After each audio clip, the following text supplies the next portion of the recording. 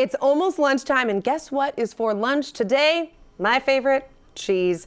We're checking in with a brand new cheese shop that's about to have its grand opening in Seattle's North Beacon Hill neighborhood. Joining me now is Courtney Johnson from Street Cheese Seattle. Welcome to New Day, Courtney. Thank you for having me. Okay, so, gosh, I'm excited to talk about all things cheese, especially this beautiful cheese.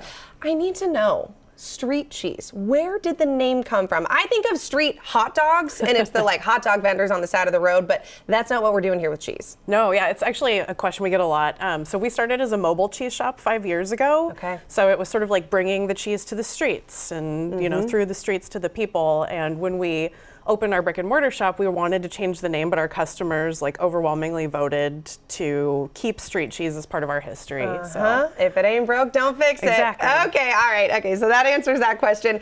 We have a lot of cheese in front of us today.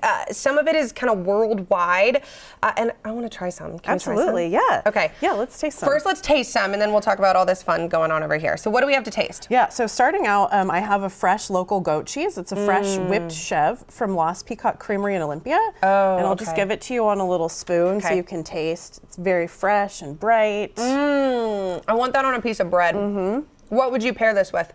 This honestly is really good with dark chocolate. Like, you know, Spinnaker 70% dark chocolate with nibs and sea salt, something that adds a little bit of texture. Or you could put it on like a fresh sourdough bread, something like that, with a drizzle of honey or olive oil and some coarse salt. Yeah, it would be really good. I love it. I love it. What about these?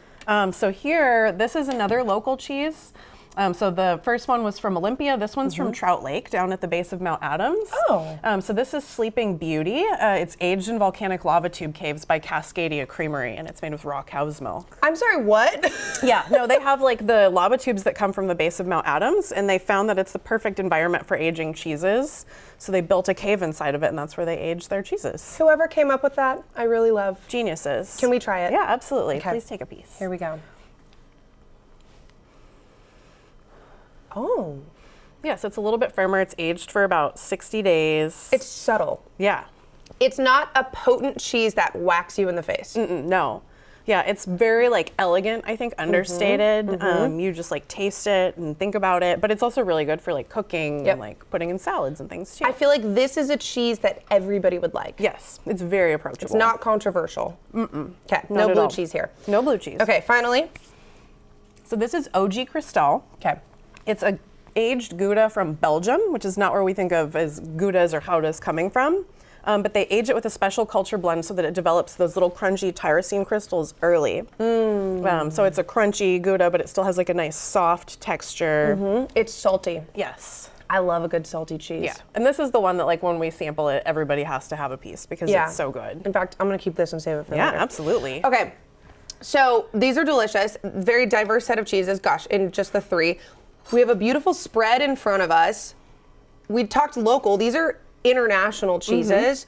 Walk me through where these are from. Yeah, so we've got a couple of Spanish cheeses here. This is Garrocha, which is a sort of natural rind goat's milk cheese, and then Ibores, which is also goat's milk from Spain, but it's rubbed with paprika on the outside, so it gets kind of like a fruity flavor, a nice color. This is a cheese from Sweden. This looks like a brick. Yeah, and that's exactly the name. Tegel means brick in Swedish. And the creamery used to be a brick factory, so it's like hearkening back to their history. I love it. You can kind of see there's like a child's footprint on it too, and that's because from the original bricks, they found children's footprints in them, so they actually put the footprint of a child on the brick of cheese today. That's incredible. Yeah, it's pretty cool. Wow, okay, what's over here? And then we've got a Cheshire from England, so one of the like last remaining like real Cheshires being made. Okay. This is a cheese from Germany that's very special. It's called Shadow Blossom. Is this pepper? It is, yeah, it's a 6 pepper blend with cardamom in it on the outside of the cheese. It was developed by a 1 Michelin star restaurant for this cheese. Okay. And it's sort of an Alpine or a Swiss type cheese. We've got a sheep's milk Gouda from the Netherlands. A little local brie from up by Ferndale, Acme Farms in Deming. Willoughby, this washed rind cheese from Vermont, from Jasper Hill Farm. I've got a little water buffalo milk cheese called Moringello di Bufala from Italy. Wow.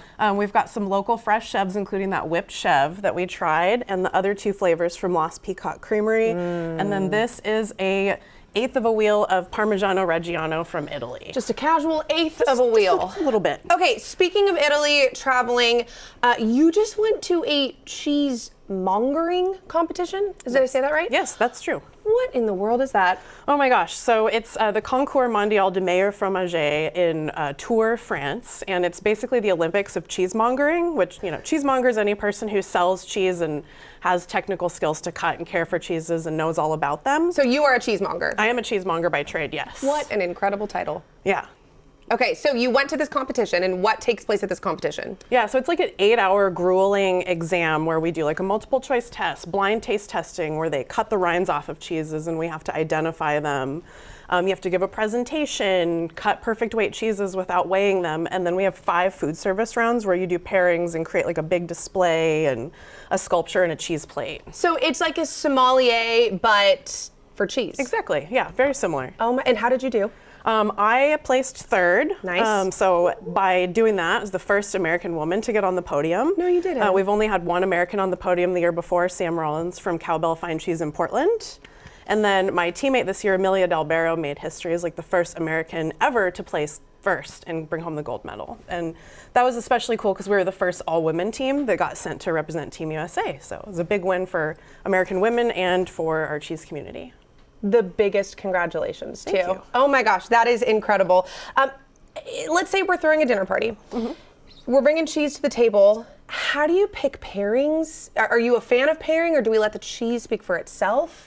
You could do both. Okay. I think, Americans very much like to have pairings to highlight and enhance the cheeses, and that's not a bad thing at all. I like to pick things that are seasonal and sort of think about like what grows together goes together in some ways. So if we're doing a local brie at this time of year, I might start to dig into like apples and think about the different things you could do with apples, like dried apple slices, pair it with apple cider. Yep. Apple preserves with a little bit of cinnamon or something like that if you're doing a baked brie situation. Okay. But you can do sweet, you can do savory, and don't be afraid to think outside the box. We like to get really crazy with some of our cheese pairings at Street Cheese. Some crazy street cheese. I love it. Do you have a favorite cheese? That's a really tough question for a cheesemonger because it changes from day to day. I would say that right now my favorite cheese is the Shadow Blossom here because it's been so good lately. Oh my goodness. Okay, so what if someone's lactose intolerant and they say, I can't eat any of this? Is there a cheese that is more favorable for them? I mean, the first thing I would say is that there's a big misconception that you can eat cheese if you're lactose intolerant because the fermentation process that transforms milk into cheese actually takes away most of the lactose. Okay. So anything that's aged for a very long time, aged long enough to have a rind, is going to be essentially lactose free. Okay. With that said, I would tell people to just sort of like start within a smaller comfort zone and try the more aged things. That 2-year-old Parmigiano Reggiano. Okay. That's your friend. The 18-month OG Cristal. Start there and then kind of work your way down until you feel comfortable. You know what, Courtney? I think they're all my friends. Yes. Thank you for being with us today. Yeah, thank you. All right, and thank you for spending time with us today. You can check our website for more of our content. You can always send us an email to share your thoughts. Don't forget to enjoy your new day, and we'll see you next time.